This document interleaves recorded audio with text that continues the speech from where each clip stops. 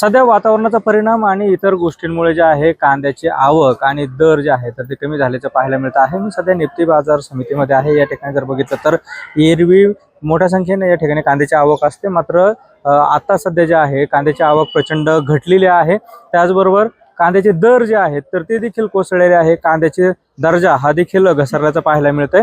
या संपूर्ण परिस्थिती संदर्भात बोलण्यासाठी आपल्यासोबत व्यापारी आहेत, त्यांच्याशी आपण बोलणार आहोत। सध्या जे दर आहेत त्याच्यावर काय परिणाम झालाय, आवक नेमकी किती आहे, काय नेमकं सांगा। साधारण आजच्या तारखेला बाजारभाव चालू आहेत 2 रुपयापासून तर 14 रुपयापर्यंत बाजारभाव मिळतात आहे। आणि सगळ्यात मोठा प्रॉब्लेम याचा आहे, क्वालिटीचा आहे।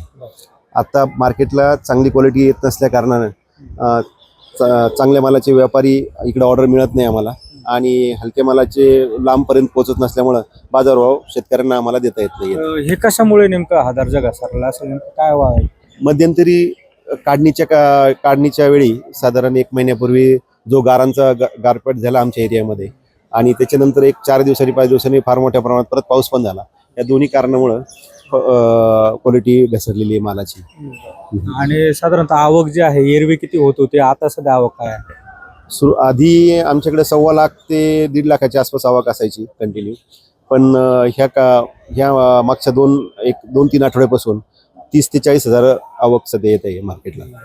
काय एकूणच सांगाल, व्यापाऱ्यांचं का असेल शेतकऱ्यांचं असेल, काय नेमकं नुकसान होतं या सगळ्या परिस्थितीत?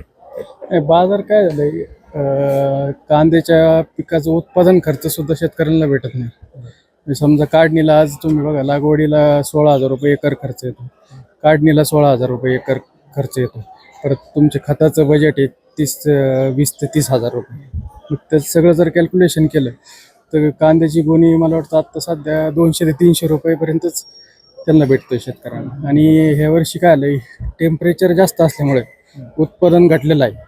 आणि मध्यंतरी आपल्याकडं अवकाळीचे पाऊस झाला मेमध्ये मागच्या, तर त्याच्यानंतर सलग पाऊस होत गेले आणि त्याच्यामुळं लागवडी लेट झाल्या। शेतकऱ्यांची दुबार रोपं टाकले, ते एक नुकसान झालं। आणि नंतर परत लागवडी केलं तर लेट झालं, आणि काढणीच्या पिरियडमध्ये जेव्हा आलं तेव्हा परत एकदा गारपिटीचा फटका शेतकऱ्यांना बसला। आणि ह्या वर्षी इतकी हीट आहे त्यामुळे कांदे टिकत नाहीत, आणि बाजारात तर कांदे आले का हलक्या मालाची प्रतवारी जास्त आहे। जवळजवळ 90% बाजारात कांदा हलक्या प्रतवारीचा आहे, त्यामुळे शेतकऱ्याच्या हातात काहीच भेटत नाही। आणि दुसरी गोष्ट म्हणजे युद्धाचा पण परिणाम ह्या बाजारभावावरती झालेला आहे। युद्धामुळं जे एक्सपोर्टला माल जायचे ते जात नाही। समजा डिझेलचे भाव जरी वाढले नसले आता सध्या, तरी पण एक्सपोर्टचा फटका खूप मोठ्या प्रमाणात बसला आहे।